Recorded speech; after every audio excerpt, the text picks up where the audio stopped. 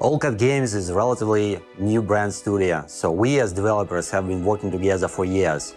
I first met Alexander and Victor, our creative and art director, when they've been working on Heroes of Might and Magic 5. And by that time, they were a legend already.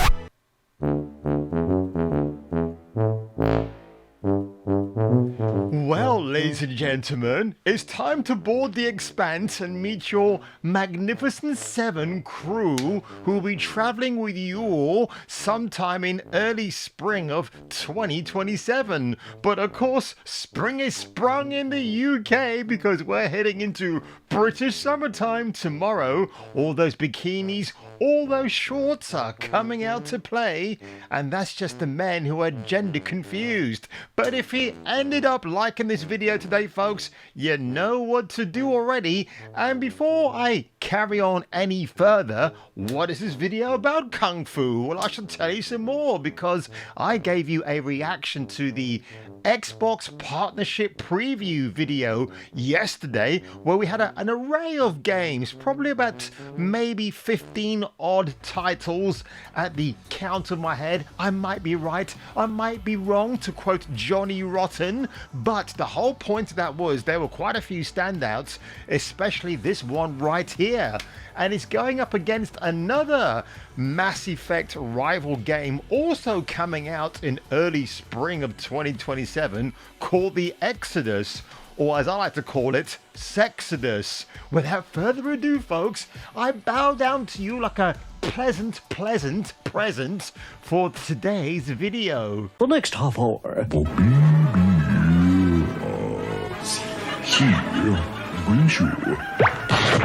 Basket weaving, the creative choice.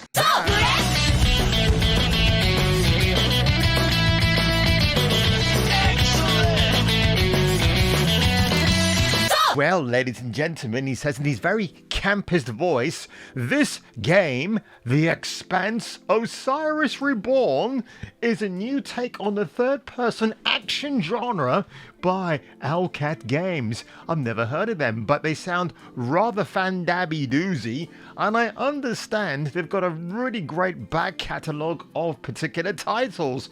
But what people are telling me, what this article from Game Rant is saying, that you need to absolutely maybe play the other games to get an idea of what you're getting yourself into when you play this new title. It sounds rather exciting, I may add, he says, looking at the floor below him instead of the camera in front of him, you absolute blathering buffoon.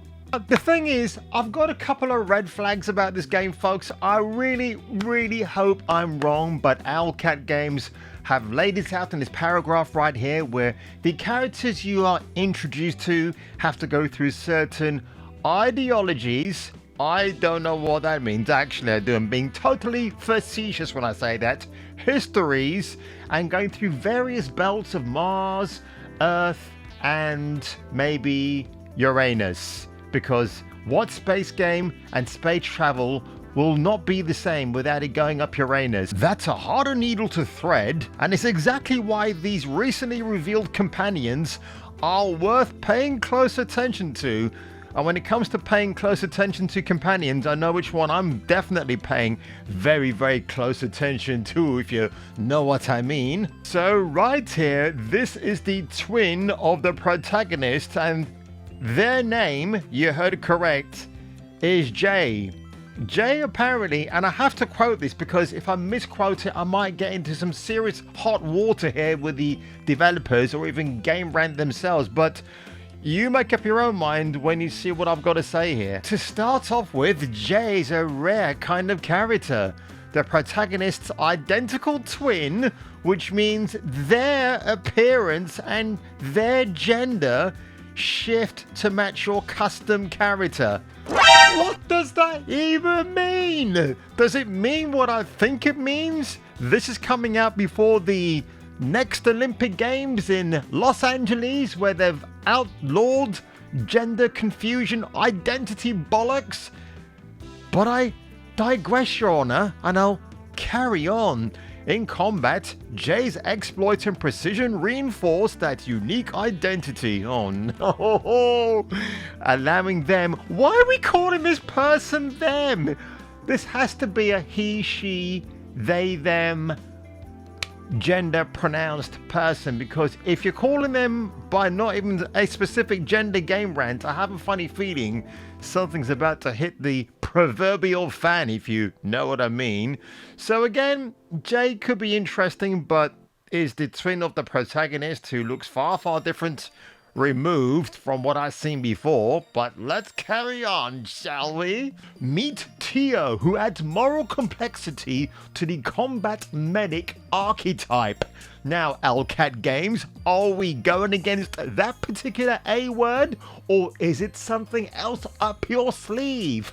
Let me know, or sniff my armpits if you saw that Adam Sandler movie, Billy Madison.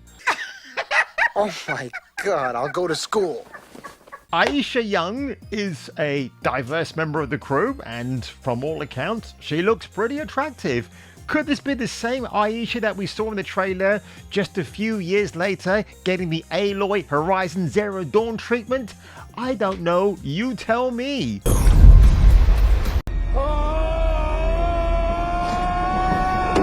Aisha walked away from a corporate life to become a free agent. Well, she already sounds like somebody who's right up my street. And now she chases the dragon. I mean, the hardest hardware problems she can find, not for the money, but for intellectual stimulation. So in other words, she might be a female version of Sherlock Holmes who wants to twinge her curiosity. I kind of understand that, kind of makes a bit of a sense. So she's your hacker. So she's your hacker, she's your slasher, she's your whatever. I kind of like that. Pretty cool.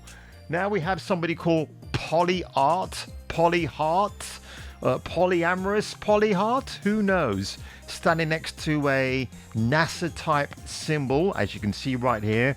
A bit of a throwback to the 1990s with the oversized cargo pants and nothing on top. But then again, that could be just the men I'm speaking about right here. So what do we know about Miss Pretty Polly right here? Then again, I might want to take away the word pretty. Polly is a Bella man. Like if you live in Newcastle, she's purely Bella. Born in space as a member of the Expanse's most systematically marginalized cultural group. What is going on? Why are we giving characters in a video game real life code entries? What's going on? What am I seeing here? Oh my gosh, a marginalized cultural group. Oh dear God. Please be a great game. What is this? Oh my God. What else do we see about her here? She engages the game's political themes. She wants to prove herself. In other words, she could be the space Karen of the crew and do something genuinely great, which carries a weight that is similar motivation in a different character that might not add more context to the belt life or the belt of life or the tree of life or the sea of life. I don't know. I'm just rambling on here, folks. Michael Degamo. He epitomizes the seen-it-all soldier archetype. It's that word again. He's a UN soldier who switched to being a private security guy before eventually landing in mercenary work out of disillusionment. I can't imagine why. Working for the big boss, same as the old boss, who knows?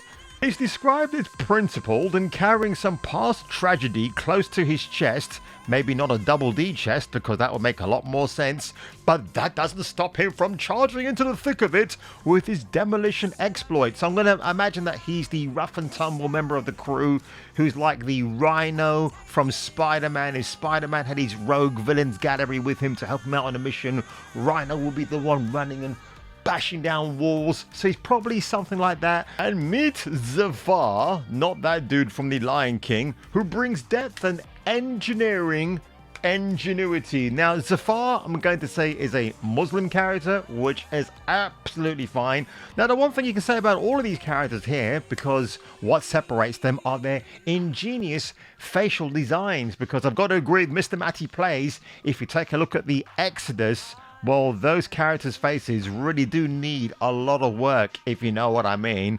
What the hell am I doing? This chick is out of her mind, batshit crazy.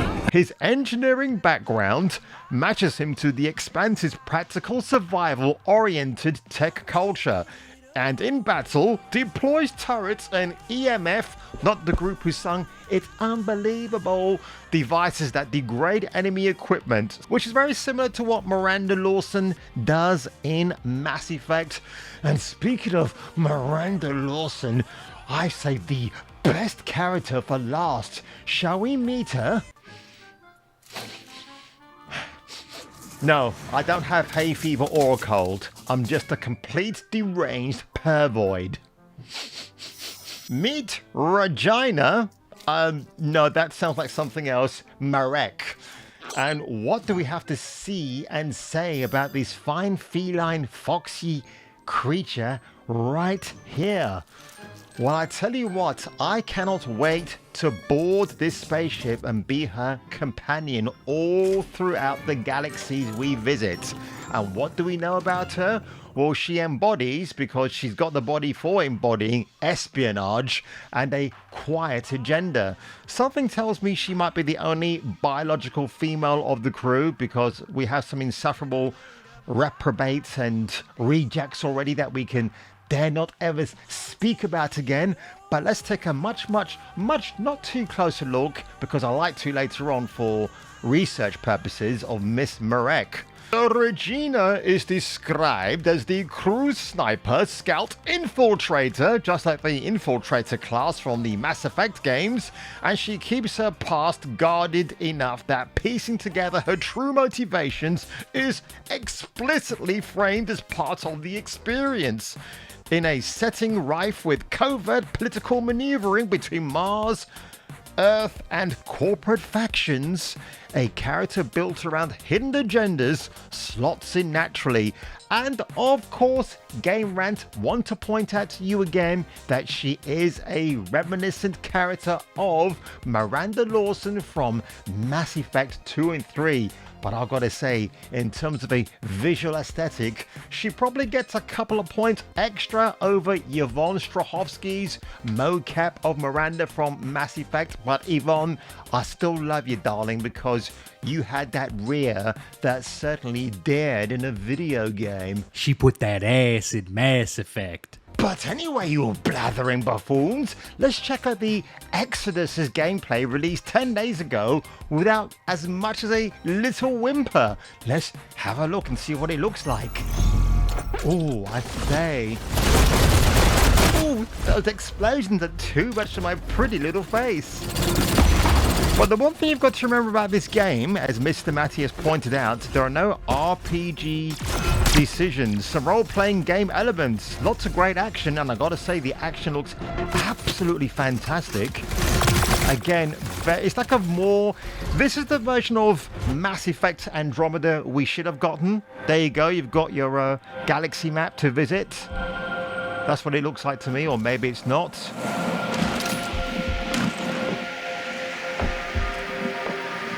Now, wouldn't it be funny if he walks to the edge and he just falls off? That would be hilarious. But of course, the game will not allow that to happen, because he's doing a Nathan Drake and doing a bit of a very semi-balanced type of walking on that space beam.